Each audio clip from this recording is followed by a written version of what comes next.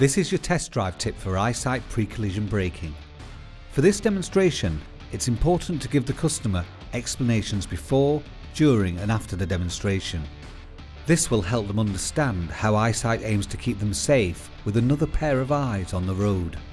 It's important you follow all the steps in the EyeSight demonstration manual for this demonstration.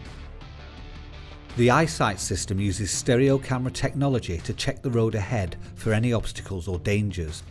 The system can detect pedestrians, cyclists, motorbikes and other vehicles that are on the road. This feature should be demonstrated at speeds of around 10 km per hour. When the system detects a potential collision, it alerts the driver with both an audible warning and a visual warning on the dashboard. If the driver doesn't take evasive action, the system applies the brakes automatically. If the driver does apply the brakes but not hard enough, EyeSight will apply more braking force to stop the vehicle completely. And depending on the vehicle's speed, this will either reduce the severity of a collision or completely prevent it.